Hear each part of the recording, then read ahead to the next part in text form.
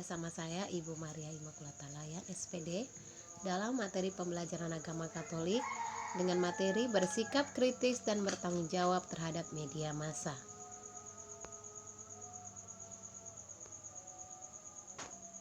Ya, sekali lagi bersikap kritis dan bertanggung jawab terhadap media massa. Kita lihat di sini. Kita memulai dengan doa pembukaan. Dalam nama Bapa dan Putra dan Roh Kudus. Amin. Ya Allah, puji dan syukur kami haturkan hanya kepadamu. Begitu banyak pilihan dalam hidup ini. Ada yang dapat menjauhkan kami daripadamu, tetapi ada juga pilihan yang membuat kami semakin dekat kepadamu. Ya Allah, ajarilah kami untuk setia hanya kepadamu. Mampukanlah kami belajar bagaimana Engkau setia pada pilihan kasih, sehingga begitu banyak orang yang terangkat kemanusiaannya. Buatlah kami semakin tangguh dalam menyikapi tawaran.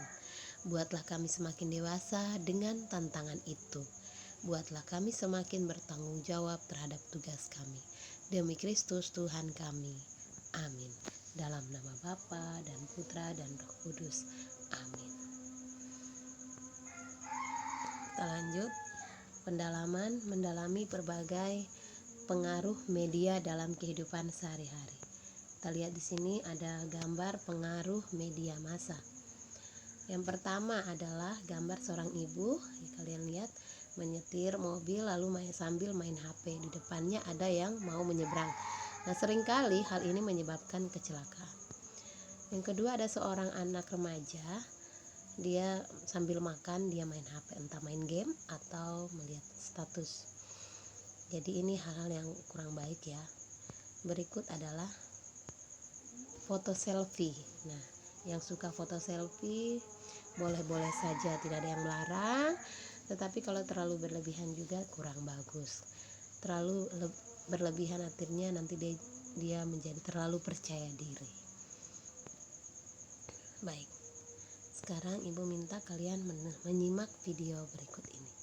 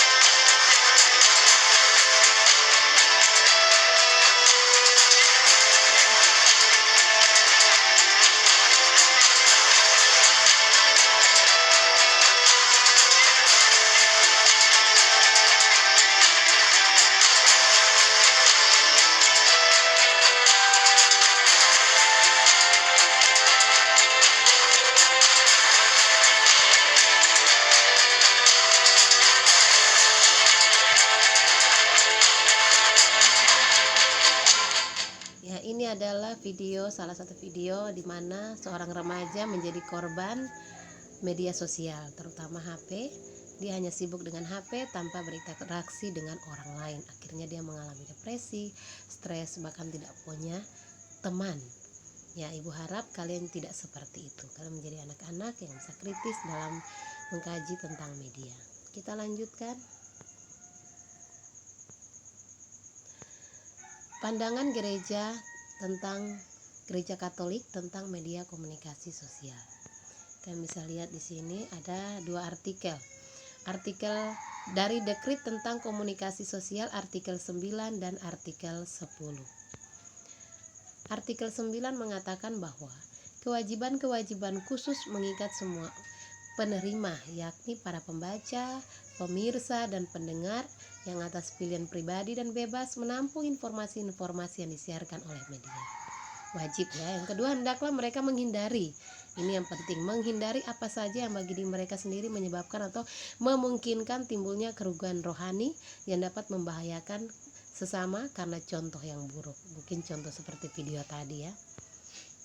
Artikel yang 10, pertama, hendaknya para penerima, terutama di kalangan kaum muda remaja, berusaha supaya dalam memakai upaya-upaya komunikasi sosial itu mereka belajar mengendalikan diri dan menjaga ketertiban. Yang berikut, para orang tua hendaknya menyadari sebagai kewajiban mereka menjaga dengan sungguh-sungguh supaya tayangan-tayangan, terbitan-terbitan tercetak dan lain sebagainya yang bertentangan dengan iman serta tata susila jangan sampai memasuki ambang pintu rumah tangga, dan jangan sampai anak-anak menjumpai di luar lingkup mereka keluarga. Ini berbahaya sekali kalau dari kecil anak-anak suka menonton video-video atau gambar-gambar porno dan sebagainya. Ini ada pertanyaan yang pertama, apa kewajiban kaum muda dalam menyikapi dan menggunakan berbagai kemajuan media sosial maupun media elektronik? Yang kedua, apa kewajiban orang tua dalam menyikapi dan menggunakan berbagai kemajuan media sosial maupun media elektronik? Silakan kalian mengerjakannya dan dikumpulkan ke Google Classroom. Yang berikut adalah berani ambil sikap. Ya, pertama, Anda harus berani mengambil sikap. Jadikanlah media sebagai alat, bukan tuan.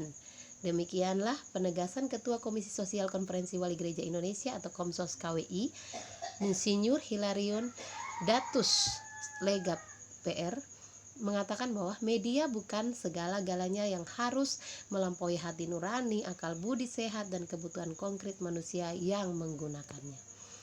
Yang kedua, sikap tegas ini harus diambil oleh siapa saja, termasuk kaum muda, orang tua yang mau mendidik anak-anaknya dalam menghadapi banjir media.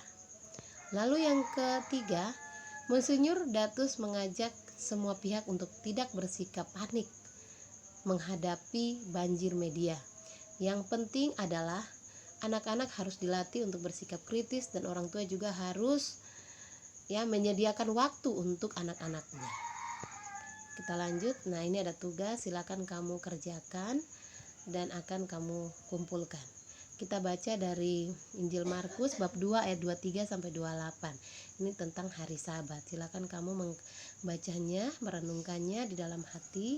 Kemudian ada beberapa pertanyaan itu, silakan kamu mencatatnya.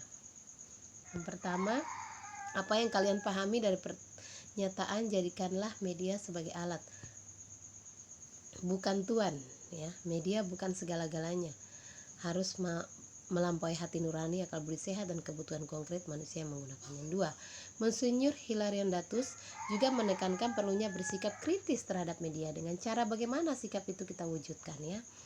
Yang ketiga, setelah selesai menjawab pertanyaan di atas, rangkumlah semua gagasan yang kalian peroleh itu dalam sebuah moto, misalnya no signal, life goes on. Jadi tidak ada sinyal, hidup tetap berjalan terus. Silakan kamu buat moto yang bagus-bagus lalu kamu kumpulkan. Berikut adalah perhatikan penjelasan ini dengan baik. Media berasal dari bahasa Latin, merupakan bentuk jamak dan dari medium. Secara harafiah berarti perantara atau pengantar dalam hal ini untuk menyalurkan pesan atau informasi. Jadi itu pengertian media ya. Yang berikut, apa sih pengaruh positif dari media dapat terjadi karena apa? Silakan kamu baca di situ bahwa teknologi media mendekatkan manusia satu dengan lain. Ia dapat mendekatkan pikiran, relasi, ya, bangsa, budaya dan sebagainya. Teknologi media juga dapat membuat kita terlibat dalam peristiwa-peristiwa di belahan dunia ini. Teknologi media juga menyajikan mutu dan pola pemberitaan yang semakin menarik. Ya, pemberitaan lewat satelit dan jaringan internet yang semakin semarak. Contoh saja kita belajar juga lewat internet. Teknologi media juga dapat menyajikan gambar dan suara yang lebih canggih seperti musik stereo, gambar 3 dimensi dan sebagainya. Kita lanjut. Pengaruh negatif. Ini pengaruh negatif yang disebabkan dari teknologi media itu sendiri. Yang pertama, media telah membangun kerajaan dan kekuasaan yang sangat kuat. Siapa yang memiliki media yang kuat dan berkuasa? Media dunia utara menguasai dunia selatan, kota menguasai desa, pihak yang kuat dan kaya menguasai lemah dan miskin. Media menciptakan budaya baru yang gemerlap, budaya asli dan lokal perlahan-lahan tersingkirkan. Yang berikut adalah pengaruh negatif yang disebabkan oleh pemilik dan sponsor media, yakni media adalah bisnis. Supaya bisnis dapat laku, maka digalakan semangat materialisme, konsumerisme, dan hedonisme. Lewat media dapat dibangun persepsi yang salah tentang kesejahteraan.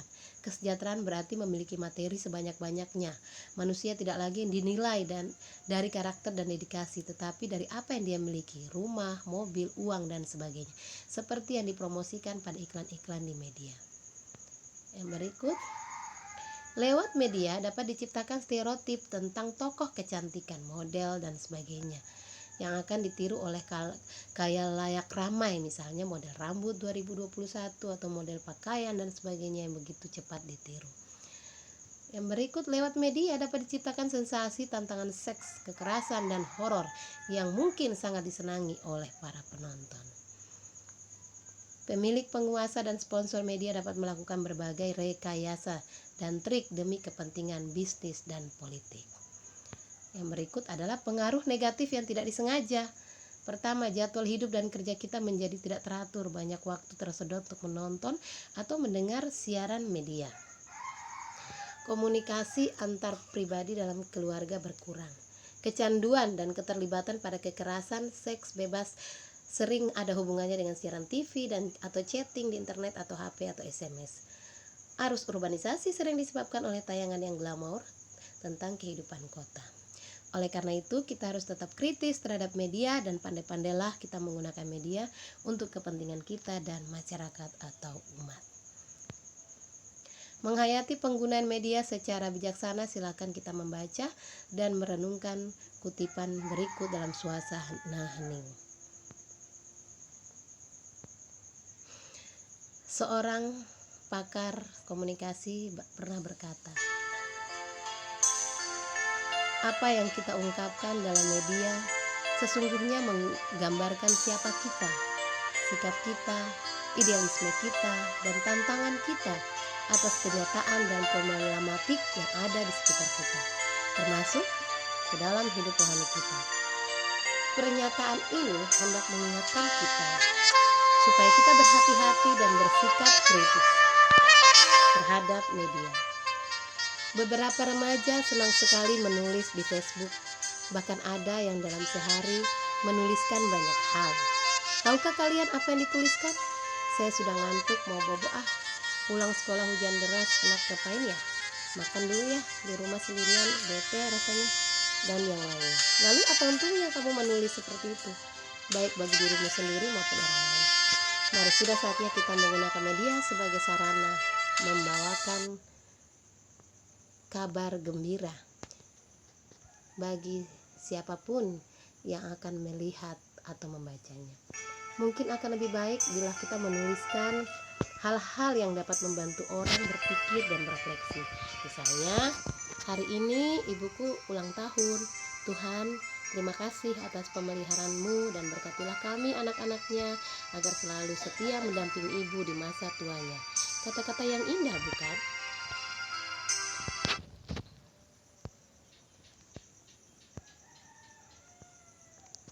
Mungkin ada temanmu yang membaca lalu merasa ditegur atau merasa diingatkan, "Oh ya, aku kok sering melupakan ulang tahun ibuku ya? Aku kok jarang mendoakan ibu." Bagaimana dengan pengalaman kamu? Apakah kamu juga seperti itu? Baik, mari kita mengakhiri pembelajaran kita hari ini dengan doa penutup dalam nama Bapa dan Putra dan Roh Kudus. Amin. Kita daraskan bersama Mazmur 95 berikut ini. Marilah kita bersorak-sorai untuk Tuhan, bersorak-sorai bagi gunung batu keselamatan kita. Biarlah kita menghadap wajahnya dengan nyanyian syukur, bersorak-sorai baginya dengan nyanyian mazmur. Sebab Tuhan adalah Allah yang besar dan Raja yang besar mengatasi segala Allah. Bagian-bagian bumi yang paling dalam ada di tangannya. Puncak-puncak gunung pun kepunyaannya. Kepunyaannya laut yang dijadikannya, dan darat tangannya lah yang membentuknya. Masuklah, marilah kita sujud menyembah, berlutut di hadapan Tuhan yang menjadikan kita. Sebab dialah Allah kita dan kitalah umat gembalanya dan kawanan domba tuntunan tangannya. Pada hari ini sekiranya kamu mendengar suaranya, janganlah keras hatimu seperti di Meriba, seperti pada hari masa di padang gurun. Pada waktu nenek moyangmu mencobai aku, menguji aku, padahal mereka melihat perbuatanku. 40 tahun aku jemu kepada angkatanku ini, maka kataku, mereka suatu bangsa yang sesat hati dan mereka itu tidak mengenal jalanku. Sebab itu aku bersumpah dalam murkaku, mereka tak akan masuk ke dalam tempat perhentianku. Kemuliaan kepada Bapa dan Putra dan Roh Kudus, seperti pada permulaan, sepanjang sekarang selalu, dan sepanjang segala abad. Amin. Dalam nama Bapa dan Putra dan Roh Kudus. Amin.